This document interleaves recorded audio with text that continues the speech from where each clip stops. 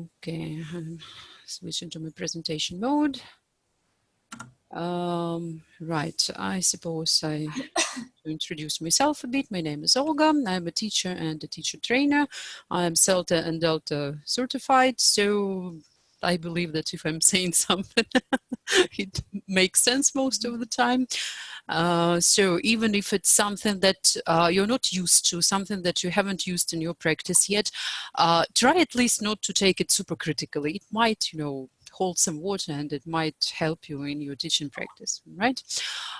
So today we are talking about needs and goals of our students. On the one hand, it seems that it's something we've already mentioned, but still, as we can see from the previous seminars, there's still a lot that we can discuss. I would like to start with a quote that people's behavior makes sense if you think about it in terms of their goals, needs, and motives. If we look at our students, and sometimes they're not very enthusiastic at the lesson, they seem bored, they're yawning, they're not really interacting with you, not doing everything that you want them to do. Maybe it's because something is wrong with their goals and needs. Maybe they're not met. Maybe you don't know what exactly the student is looking for. And sometimes they are too polite to tell you about that, or they just feel embarrassed that they're not making enough progress, but you're not really aware of what exactly they want to make progress with.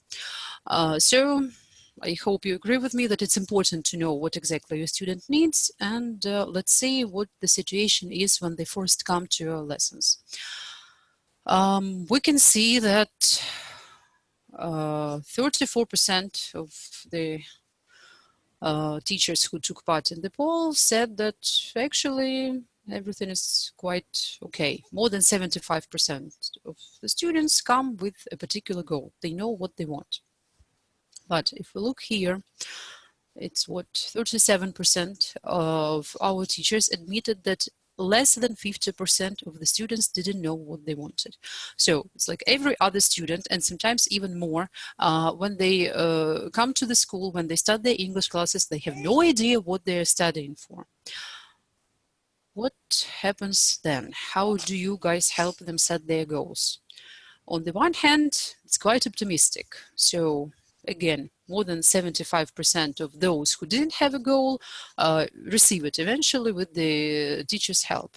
But still, as you can see, another half of the students can never formulate a clear goal. Well, it's not a tragedy, right? But still, it's something to work with. Why is it difficult to set goals? Those are quotations from the responses. So some teachers say that learning languages is just a hobby. Some people go to the gym, some people read books, do something else, others train their brain. Some students don't know how exactly and where exactly they can use the language. Sometimes their goals just change, and a lot of you work with children, and children apparently have no goals. Their parents brought them to the classes, and the children don't really know what they're doing here. Are there any more difficulties? So I was trying to choose something typical for most of you. Is there anything very important that I missed? So I had to deal with 100 responses. Could have missed something. So anything else that is worth mentioning here? Sorry, everything.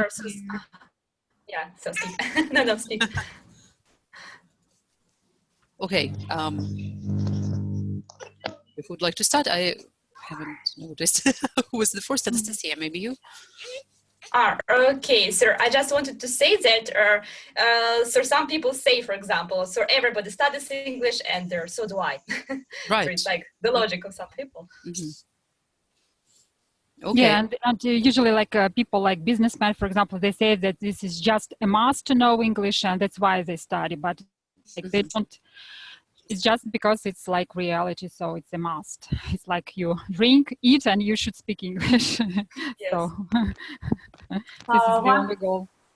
One of my students told me that she started learning English just because her husband knows English, her children know English, even her mother knows English, but she doesn't. That's why. Yeah, it's trendy. That's right. It's what people do nowadays. So many people start doing it when they don't really see why they would do it and why they would use it. Okay, so if the student comes with something like this, well, everyone knows that my husband speaks English, so should I, or it's a must, every educated person should speak English, or sometimes they say something, oh, it's just for myself, you know.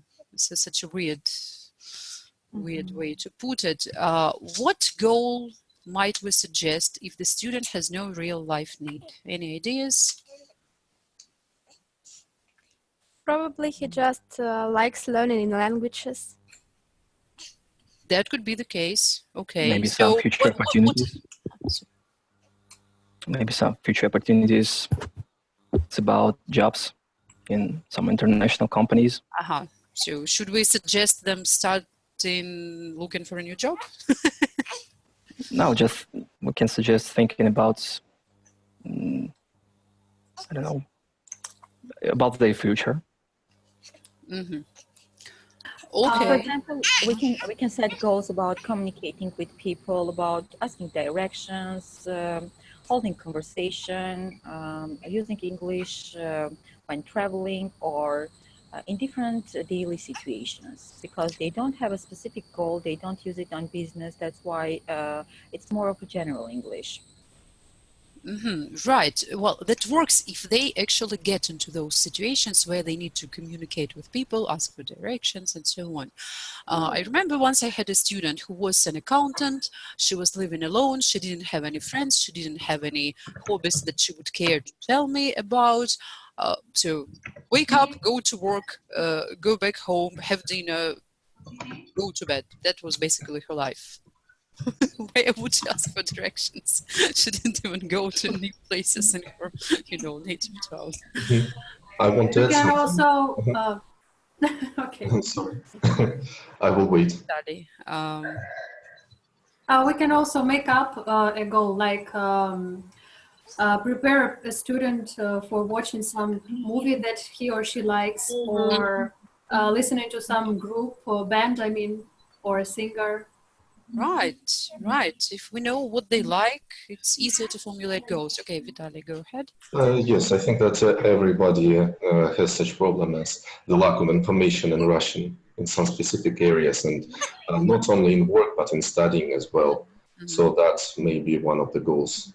So reading some specific information about their qualifications, something of this kind. Yeah, if they need it, yeah, that's really a good goal. What about children? If you work with children, do you believe that they never have any goals other than, suffer through the lesson because the parents brought them here? Can they have their own goals?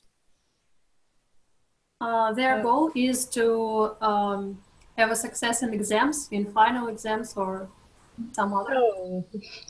They like playing internet games, cyber sport, and reading maybe some, not reading, but watching some interesting cartoons or everything that is connected with the cyber sport.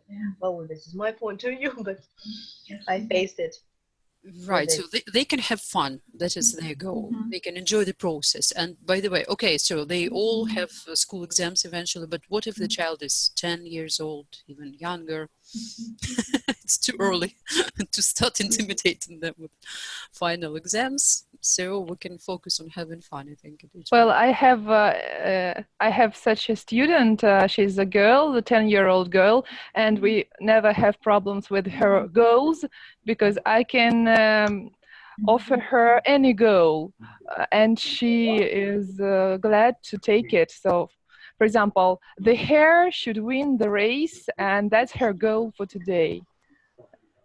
That's enough. Race. For example, the hare wins the race if she's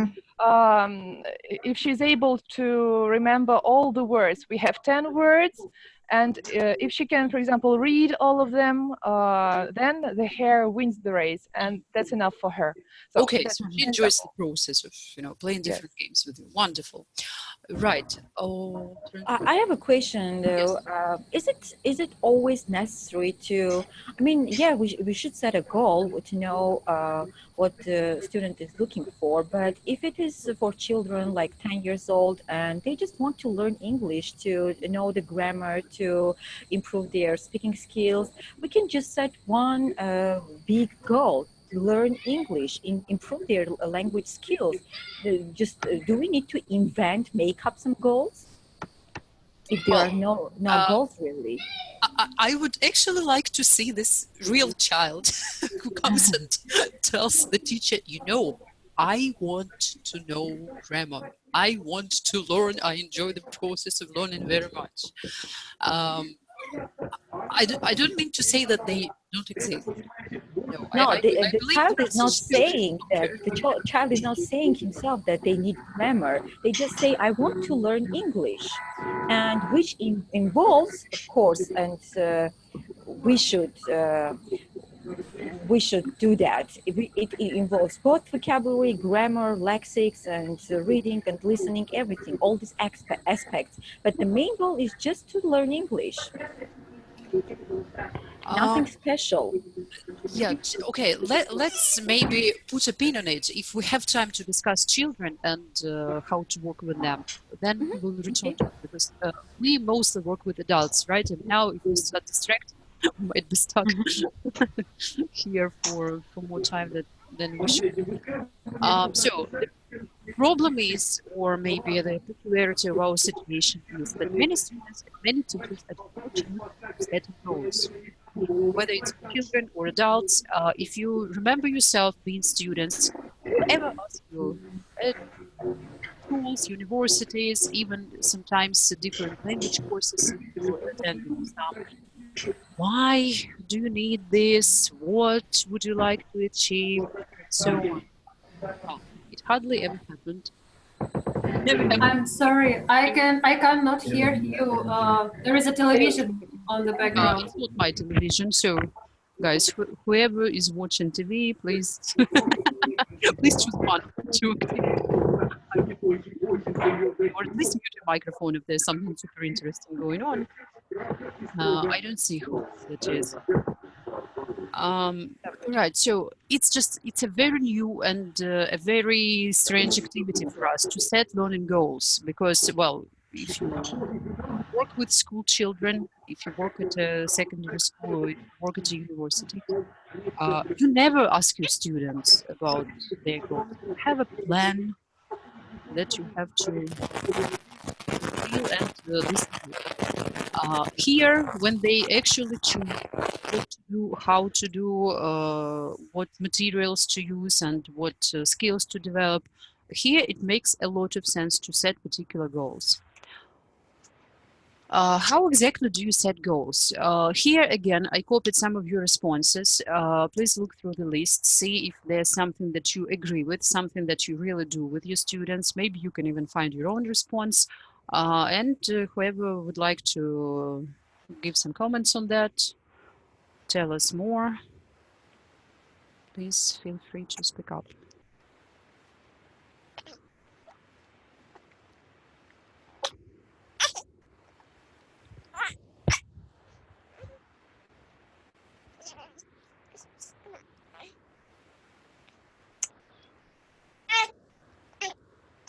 Can I have a go? Yes, sure. Where I usually ask my students some questions in order to find out where they can apply their language skills, like what kind of situation they imagine they are talking in English, what kind of people they're talking to. Is there a specific time period that they would like to, speak better or to prepare for an event? So, and this is how I set goals with my students. Okay, that's a good way to do it. To I find also want out. to add Yeah, that's actually, in my opinion, it's also very important to set not only long-term goals, but also short-term goals, because some students tell me, for example, that they want to have advanced English, I don't know, but it can be only in 4 or 5 years. And until then, until that time, there can be really big problems with their motivation. And that's why for me, it's also important to just to set also short-term goals, maybe for half a year. You're going to have to turn it down, or I'm going to have to get off. Right. As someone said, keep their immediate goals small and achievable, right? So make some baby steps, cut the elephant into some pieces that you can eat in one go. Yeah, that's important too. Okay, so those questions that most of you ask your students, like where they use English and what problems they face with, they usually work. But when we have the information, then we need to formulate the goal. And it's really great if we can manage to make this goal smart. Let me remind you that for English learners, it's important that the goal is focused on a particular skill, not just I want to improve my level. Well, that's too vague.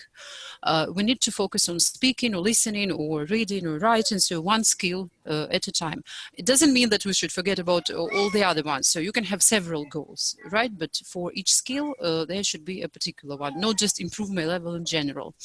It should be measurable. So if we take speaking, how can we measure progress? It's not only I can speak longer or I feel better when I'm speaking.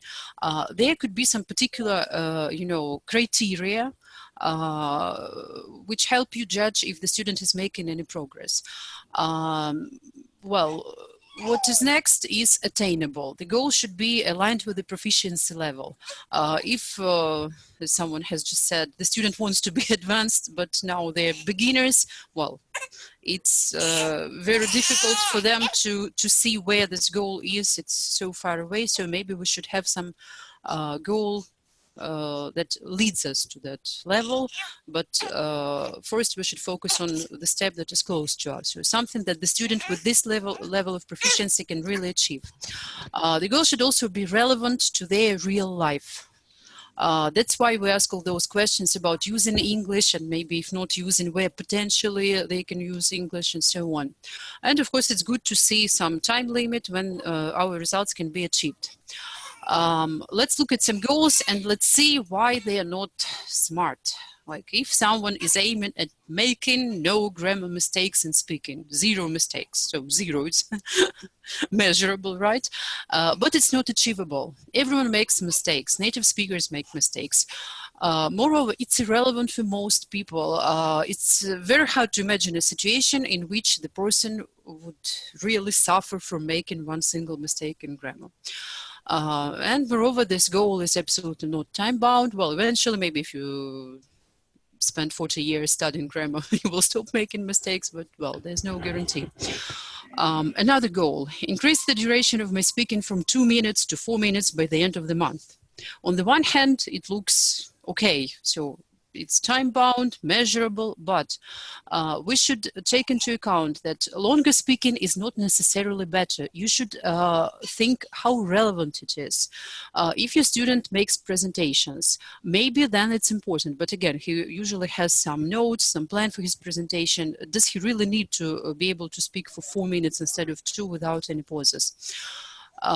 What other criteria for his speaking will show that he is really making some progress? What if he can speak for 4 minutes, but he's making lots of mistakes, or his speech is incoherent, or his lexis is very, very primitive, and so on? Well, so it's not necessarily something that you can measure with a timer that makes the goal measurable. So think about it when setting your goals. Another point, I want to be able to speak fluently with my foreign colleagues about our project in 2 months. Okay, speaking is a skill, right, measurable, 2 months, but in fact, this goal is not attainable because this goal is set by an elementary student, and we do not work magic here. We can hardly imagine how to make the student fluent in business English or English in some professional sphere in 2 months. Well, even if they work very, very hard, still they won't be able to talk on the same level as their foreign colleagues. And it's not exactly measurable, because the student might think that if he speaks not as fluently as a native speaker colleague, then he failed. He didn't achieve his goal. But if he can get his message across, if the colleagues understand him, then maybe he succeeded, right? He was working hard for 2 months and he achieved some results. Here we should see how to measure it, what exactly is fluently in this situation, and so on. Okay, another goal. Learn 10 new words every day to be able to speak more fluently by the end of the month. Again, looks okay. We have some units of measurement, like 10 days at the end of the month, but the end of the year, but it's not really specific. How exactly will learning new words lead you to speaking more fluently? Where's some plan how to implement it into practice? Actually, one of my friends had such a goal, and she posted it on Facebook, that she is determined to learn 3 new words every day to improve her English. She was choosing absolutely random words, and guess what? She didn't even last a week. She gave up. Because probably she saw that she doesn't know how to put those words into practice. So what would we like to see to call a goal really smart? For example, like this: learn how to ask for clarification in English if I don't understand the interlocutor. Start practicing every lesson to be able to use that with my colleagues by the end of the month.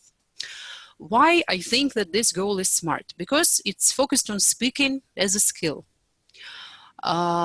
It's measurable because we can have this criteria. Okay, so I have a conversation with my teacher. If I don't understand my teacher, I am supposed to say one of the phrases that we've studied. Both teacher and student can notice the use of the phrases. This goal is achievable, or we can make it achievable. There are lots of such phrases, and we can choose the ones that are suitable for the student's level. The goal is relevant because the student communicates with colleagues. It's essential to ask for clarification if the student doesn't understand something. And it's timed. We have our time limit by the end of the month. And if we're choosing a month, it's usually enough to develop a habit. So think about such criteria when you are setting goals. Make sure that it's not only you have some, numbers within your goals. Make sure that it's something that really corresponds to all the criteria. Do you still have any questions about setting goals? I don't see the chat. Tamara, is there anything interesting going on in the chat? Nothing special? No questions about goals? Okay. And as you said, sometimes students come and they have no particular goal. They don't need to take an exam soon. They don't change their job soon, and so on. And still we have to find out what exactly the student wants, what they're interested in.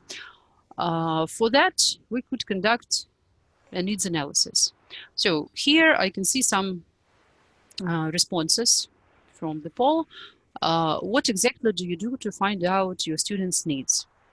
Again, please look through the list, find something that you usually do with your students, something that you would like to talk about. Whoever is ready to speak, please turn on your microphone.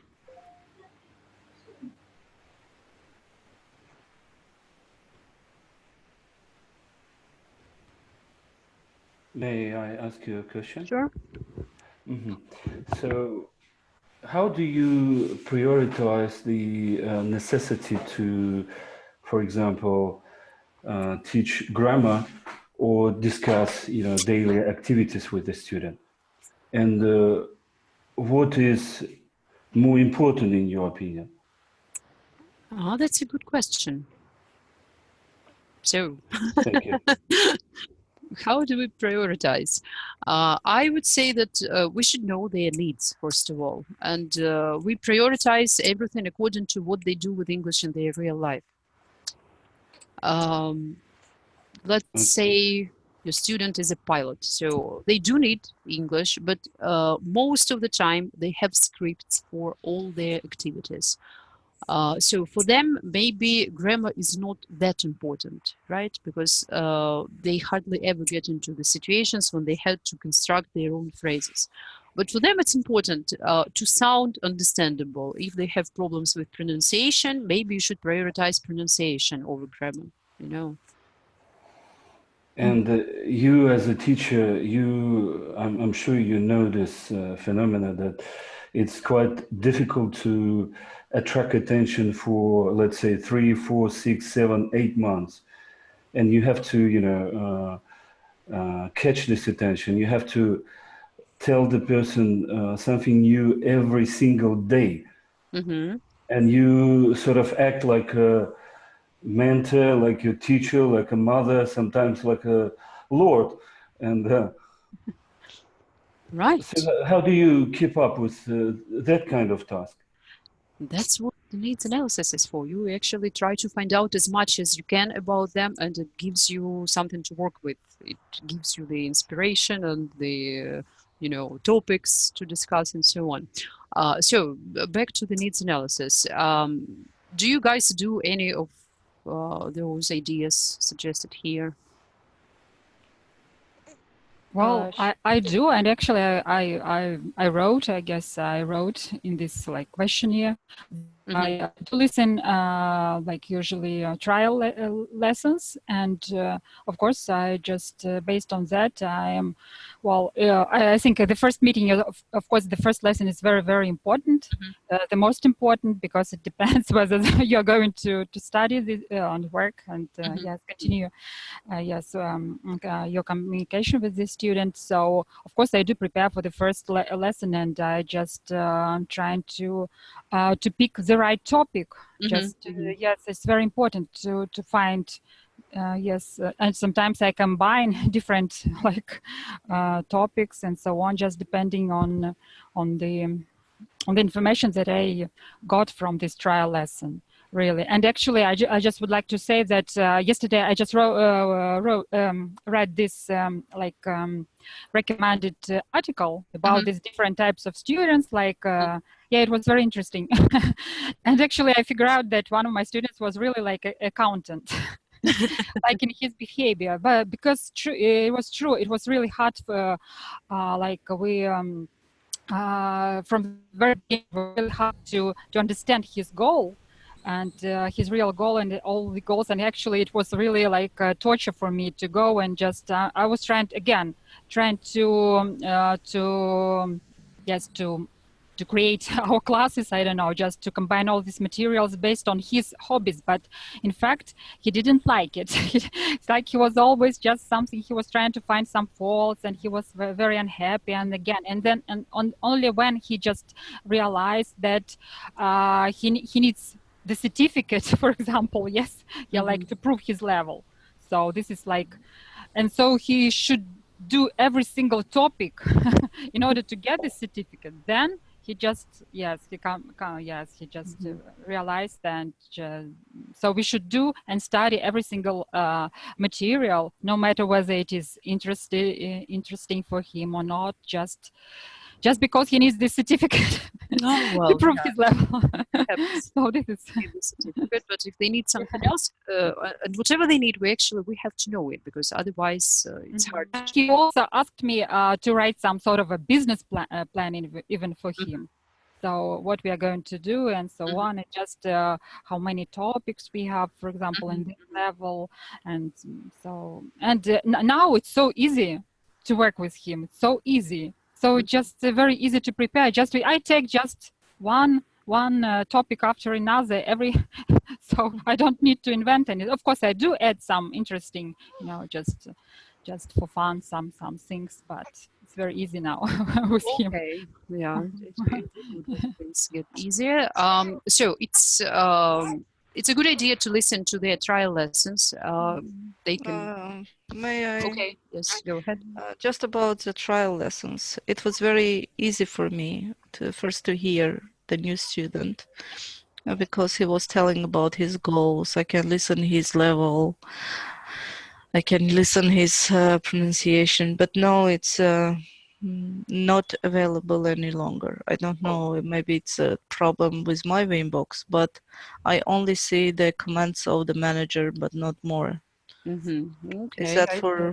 I didn't know. I think didn't know. we should find out. And I haven't had new students for a long time because I have lots of them to work with, but now I've got a problem that some of them took vacation.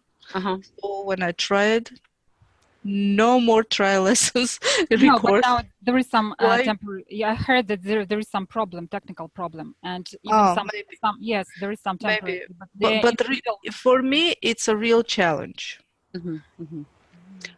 Okay, so listening to trial lessons is a good idea, but sometimes it's not enough because the student could be too nervous. You know, for us, all this online communication is our everyday life. For some people, it's their first time to do something. Well, of course, you know, now we all communicate online, but I mean, to do something related to learning, it's a stressful situation when they have to speak a foreign language. Maybe they haven't spoken English for years before, you know. They might try to impress the interviewer and say something that they don't really mean. So it's really important for us to do something, not to rely on the trial lesson 100% and just start, okay, course, this lesson 1, go. It's very important for us to do something to understand what the student needs, what he or she wants, and so on. And for that, we should use some form of a needs analysis. Needs analysis is different from testing. So some of you mentioned like giving them grammar tests and pointing out some mistakes and so on, assessing their level. Well, it's not that. It's not diagnostic testing yet. Needs analysis can include some form of assessing their learning styles, like do they learn better from listening or reading or interacting and doing something, you know, something that they can touch. It considers their needs for materials, procedures, their interests in life in general. Ideally, we should do it before we plan what to do with them, before we plan the course, but it's never too late to revisit it. If you see that there's a student who is quite bored and maybe they don't do their homework and maybe they only give you yes/no answers to all your questions, maybe it's time to do the needs analysis right now. Why not? It requires some level of introspection from the student. And again, not all of them are used to that. Some could be surprised that you ask all those questions. It requires a lot of meta language. If you are working with beginners, elementary students, you might have to switch to their L1. They might not be able to tell you everything in English. They might not know what is important for them. If they came like, okay, everyone speaks English, and so should I. And sometimes they just want to tell you what they think you expect from them. So some observation also should be included. Don't take everything for its face value here. So what do we want to know in the needs analysis? We want to know the settings, of course, where they use English, the skills and the prioritizing of skills. So what is important for them? All 4 skills, maybe only 2 of them, and so on. What exactly do they use in real life? What sub skills? Like, okay, they need writing. Do they write emails? Do they write some business proposals? Do they write reports? What exactly do we need to improve? Their accuracy levels, how important for them is to produce really accurate language. Like I have a student who works for an international company, an IT company, and they don't really care about grammar mistakes. He's trying just, you know, to make a good impression because he's a team leader.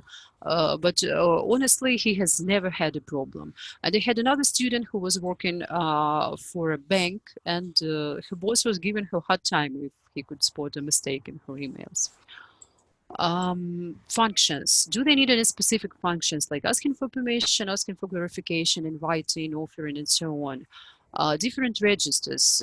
Do they need something from the engineering or tourism or something else? What exactly like is the sphere of their usage of English?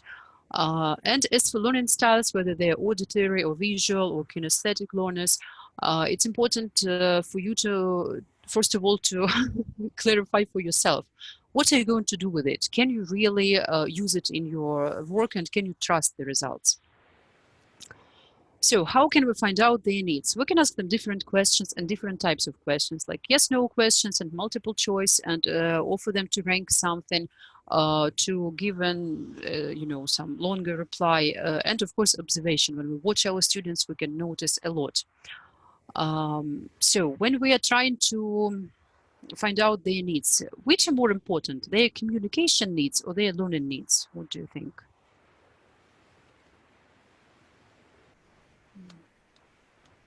No, of course, communication. Yeah. Of course, learning. Of course, communication. That's what they usually aim at. They don't want to be better learners of English. They want to be better users of English, right?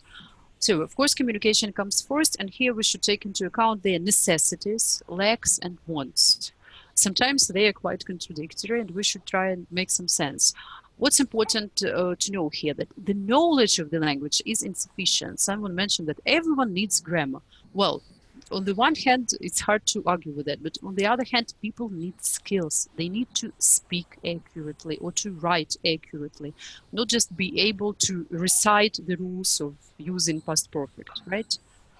So it should be always put into practice. Many students lack exposure to English. They don't have people to talk to. Not all of them watch TV shows and films in English or read something in English. Very often it happens because they're just scared to try. And you can show them, you can offer some opportunity to show that they can actually manage, even if they're elementary or pre-intermediate level students. And being able to function in real life situations is important. Even if you study a topic that doesn't seem to have anything to do with your student's life, you can find some way to connect it and to show how they can use this information for what they need English. Okay, and as for learning needs, here we're talking about learning styles and teaching styles. There could be some methods, some techniques that they are used to, or some techniques that they hate, and it's good to know before you start working, or at least in the process of working. It's important to know which materials are suitable for them, time of studying, not only, when you have classes or time of the day, but how much time they need and they have for their homework. So that you can vary accordingly. Sometimes, it's actually a question of motivation, that if the person sees that, oh my, it's so hard, and they have only 1 hour for my homework, I won't even start because I won't be able to finish. So if you know that they have very limited time, then maybe you can give him one home task, but something that they will definitely do. It's important to know their expectations and how necessary the course is for the learner. If, their parents brought them here, then maybe you should focus on having fun to let them at least enjoy the process that they haven't really chosen for themselves. So what exactly could it look like? For example, something like this. To tick a box, or you can do it orally to let them tell you how important is this or that skill or this or that language system. You can offer them to choose topics, or if your list is incomplete because some students have really unusual interests, they can always add something that is interesting for them. Again, questions about homework, questions about activities. They all have some learning experience, at least school experience, right? So, okay, so this needs analysis was for a group, but of course you can modify it for an individual learner. Of course, you will exclude all the pair work and group work. But still, do they enjoy reading activities? Do they like listening to recordings or listening to the teacher? Maybe they hate role plays, and you were planning a lot of them regionally, or that the course includes a lot of role plays. Maybe you can substitute them for something else then, if it's some activity that your student absolutely hates, right? As for learning styles, here, if you're interested, when you get the presentation, the link will be clickable and you will see the questionnaire that you can do together with your student and learn something new about them. And again, if your way of teaching grammar includes a lot of tables, diagrams, visual material, and your student is mostly an auditory learner, so they need to hear something, right, to understand it, then you can modify it to meet your students' learning needs. What else is important here? Don't do this. Don't put the cart before the horse. Don't do testing before the needs analysis, because then you don't know what exactly you are testing and what your student needs. So if you find out that they mostly need speaking, then you can focus on testing their speaking, and maybe some writing tests are not really important for them because it's not what they want to develop, right? So please take that into account. Before we move to revisiting the students' goals, do you have any questions about the needs analysis? Yeah, I have. You know, again, we come back to the human facts, a feature, human individual, how to say, charisma or something like that. Because some students, when they talk to the manager, have a trial lesson, after that they become irritated when you ask them again the same questions. So don't I tell you again? Should I tell this again? So especially the male students, this is a real problem, because they feel that so their expectation is just like, I've told everything about myself. Now I'm having a lesson and my teacher exactly knows what I need and what to do. That's why what I was talking about, the trial lesson, when you listen to and you become aware, who is that? Approximately, I don't say exactly, you know, the targets but you have idea, who is this? The way of his speaking, his abilities of the language, his skills of the language. It gives, like for me, it's very necessary information. And still, when you some students are open, you can do like what I like to say, that every method is good if it works. But if it doesn't work, in this case, of course, it's not a method, not a good method. So it depends. What I'm saying, it depends. So the question is how to find out this. Okay. Because the first conversation, the first minute you just met your student, the first impression, this is the most important. So if I start saying, hey, when are you going to speak English? Who are you going to talk to as our instructor? So sometimes I feel I'm an idiot. But in some cases, this works. So there is no right and wrong, what I'm saying. So how to understand this first moment? Right, What I see. I see what you mean. Okay, thanks. So if you can listen to the trial lesson before you actually meet the student, you can probably guess which of them would be irritated with replying to the same questions again, right? And you can modify the questions, and actually you don't have to grill the student for during the first lesson and concentrate, we need to formulate a smart goal. It should be in some light-hearted manner. There was, I'm not sure if it's still accessible because it was like several years ago. We had like sample presentations for the first lessons for different levels with some actually fun games, easy. I even remember you in the video. Oh, okay. So you can actually just talk to your student, tell something about yourself. They will be willing to tell something about themselves. all the get to know you activities. You can somehow include your questions. They don't have to be like, okay, look here, concentrate. It doesn't have to be an interrogation. It could be fun. It could be just, you know, like two people are getting to know each other. Some natural social conversation. When you first meet a person, of course you are interested in them, not just in filling in the blanks with some information for their studying. Moreover, you can do it not only during the first lesson. Does it mean that, okay, if the first lesson is over and you don't have a SMART goal yet, everything is ruined? No, it could be 2, 3, 4 lessons. That's okay. As long as the student feels comfortable, you know, when they're not comfortable, they won't tell you about their real goals. If they're irritated, they won't concentrate on the goals enough. So what can we do is maybe if the student values his or her time so much that they don't want to waste it on discussing the same questions again, send them this questionnaire, make it short, include what is really important for you, and they will feel that you are trying to personalize the learning process for them.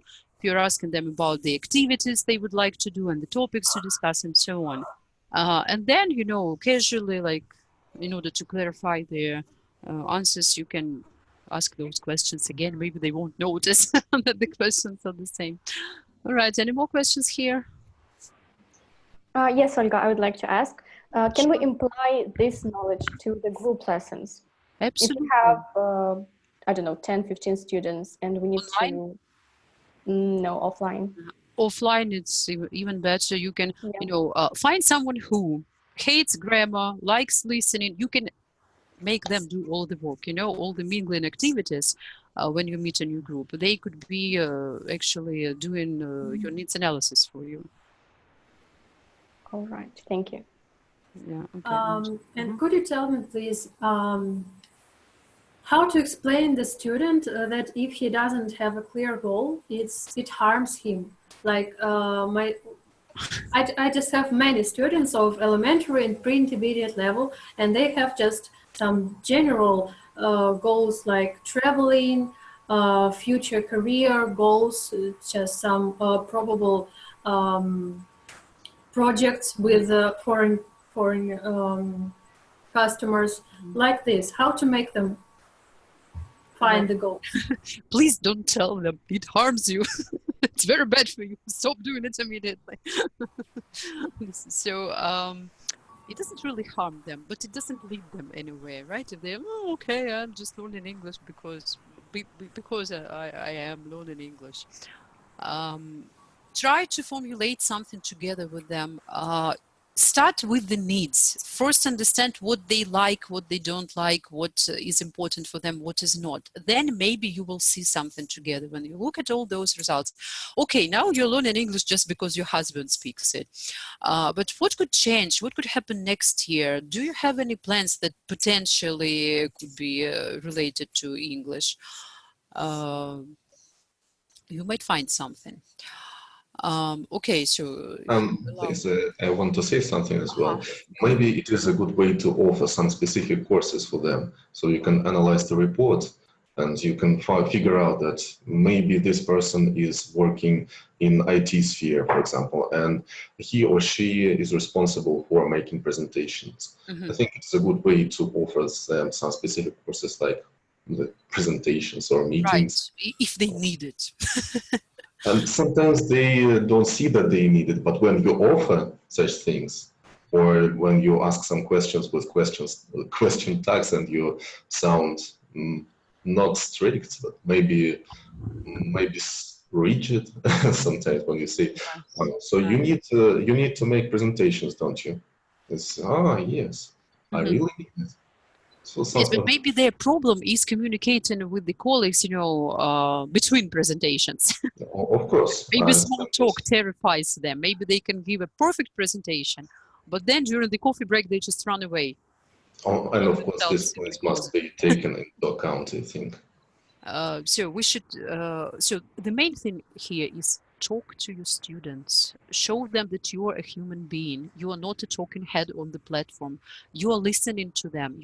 They are important for you, and you are paying attention, and you are trying to make their life easier and their learning more interesting and relevant to their life and so on. Okay, if you could let me continue, we still have a lot to discuss. So it's important to revisit the students' goals, of course, because life changes, their goals could change. As we can see, some of you do it every month. 42% do it at the end or the beginning of the new level, which is kind of a long time. So I would recommend doing it more regularly than like once a year. How do we check if the student is moving towards their goal? Some of you do different kinds of testing, or just look at the student's behavior, if they're still enthusiastic, if they are more relaxed and they speak fluently, then maybe they're moving towards the right goal. But again, it's important to talk to the student and check if the goal is still relevant, but not overdo it, because here I can see two issues. First of all, some teachers don't pay any attention to students' real-world needs. So they think like, okay, if they come here, do their homework, everything is fine. Well, maybe their real life goal has changed and you have no idea. And some teachers have over-reliance on students' perception of their needs and progress. Some students overestimate themselves, some students underestimate themselves. Some students say, well, I just need it for myself, and you go along with that. But still, we can probably do something about it, right? So what do you think we can do here? For example, can I suggest my student, a woman who learns English only because her husband knows English, like understanding videos on Instagram, because I know she likes it, and can we just set such a goal? Sure, why not? Yes? Yes. Is it attainable? Is it well, if you formulate it properly, yeah. Like what so, kinds? How should it sound? Oh. Well, it depends on your student, what level and what videos, and so we should choose a certain topic? You don't have to make the student, okay, so what is your goal? Well, it's not smart enough. It's not specific enough. Formulate it better. Pay attention. No, I'm not Why doing you it. still not attainable. So don't make it too hard for the student. Formulate it yourself. Okay, so specific. If she is watching videos, what skill is it? Listening. So now it's specific enough, measurable. What can you measure in her listening? How do you know that she understands enough?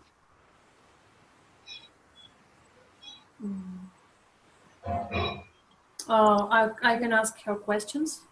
Okay, she can answer comprehension questions. What else? How does she know that she understands enough? She can explain what's this video about. Does she need to understand everything in the video? No, of course not. No. Only Okay. the main idea. So what could also help here is creating some like self-check lists. Okay, let's say she likes cooking and she watches cooking videos.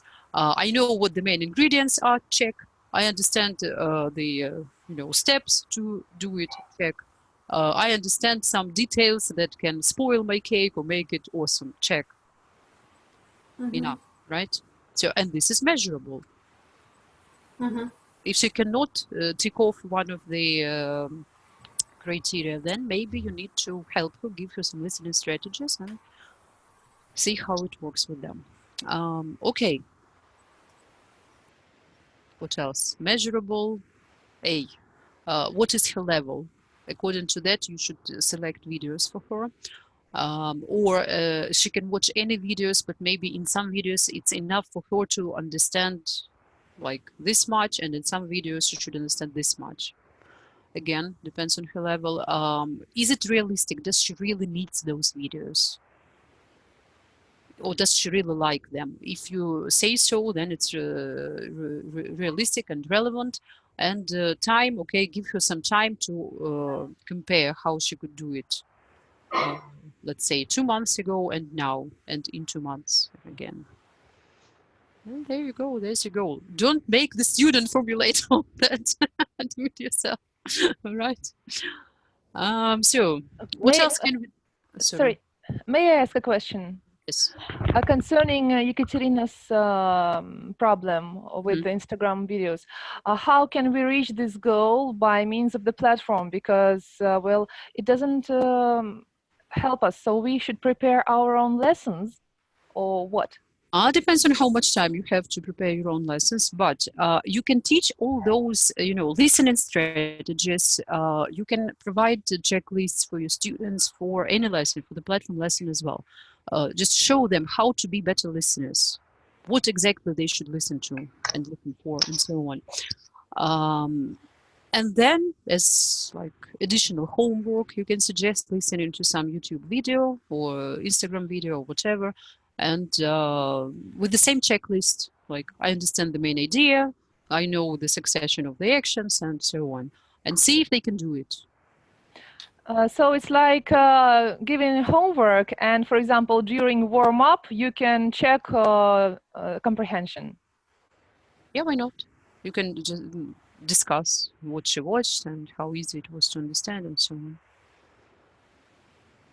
Sure, that should work. So back to my question, please. What can we do to pay enough attention to their real needs and not to be stuck if the student says, I don't really know what I want or what I need? How can we help them in this situation? I think it is a good idea to figure out their needs and their problems during small talks. Right. So many of people really enjoy talking about their life, their work, and their problems, so you can easily figure out their needs. But they must trust you. They must trust you in this case. Can I ask a question? Yes, Anna.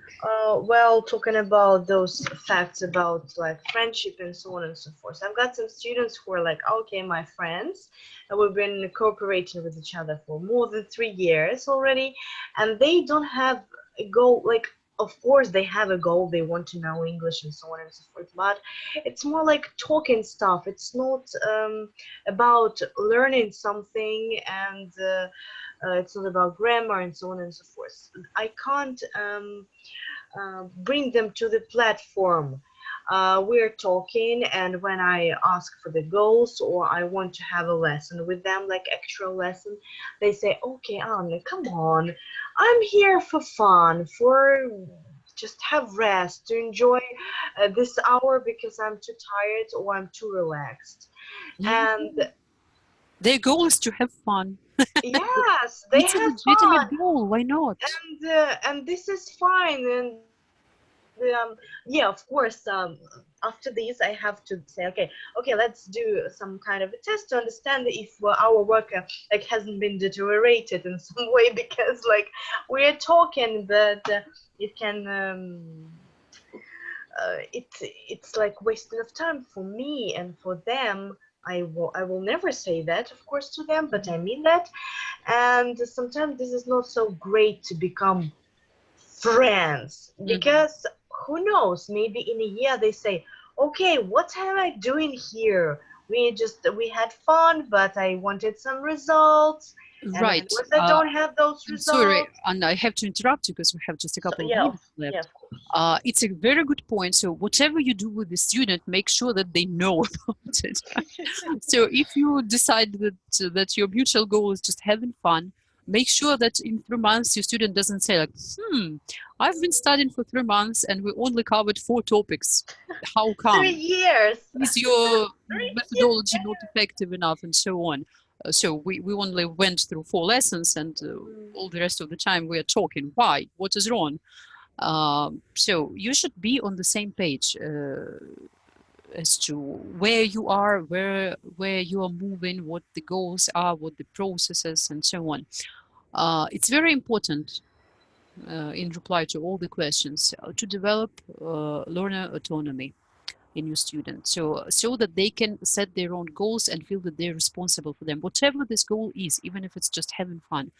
but it should come from them. So one of the goals could be just to learn how to learn better. Okay, so how can I remember those words if I need new words? How can I be a better listener, a better writer, a better speaker, and so on? They should think about it.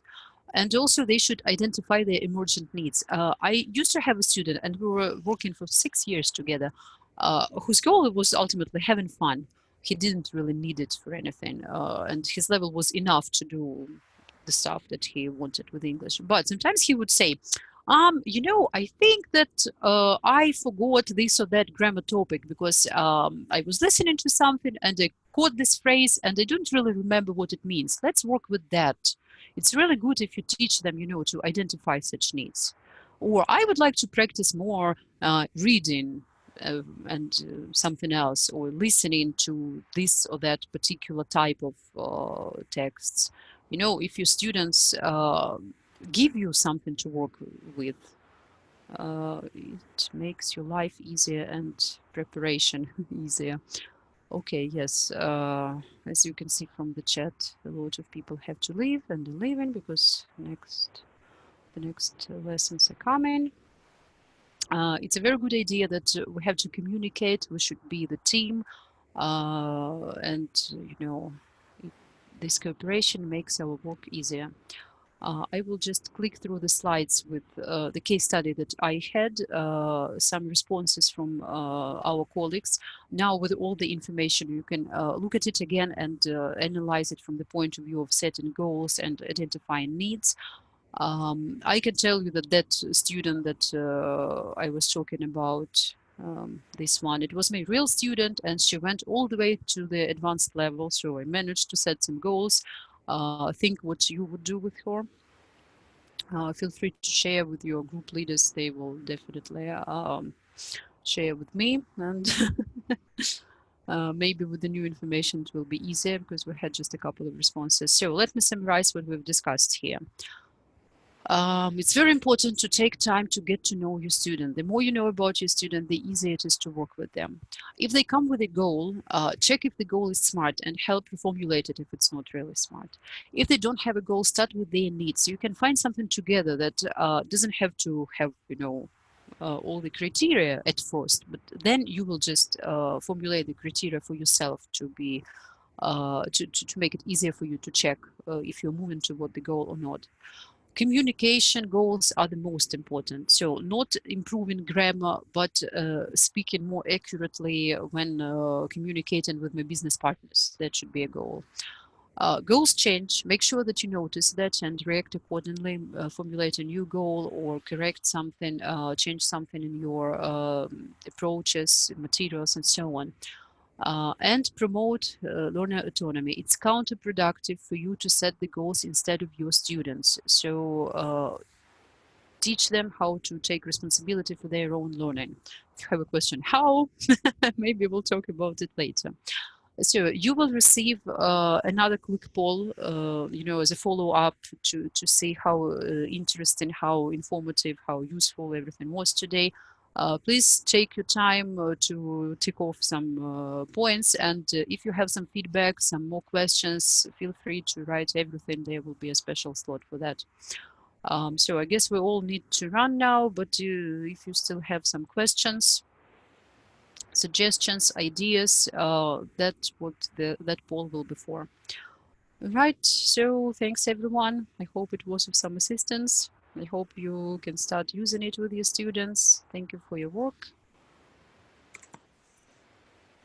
Thank you too. Thank you. Thank you. Goodbye. It was very useful. Bye. Bye. Thank you so much. Thank you. Bye-bye.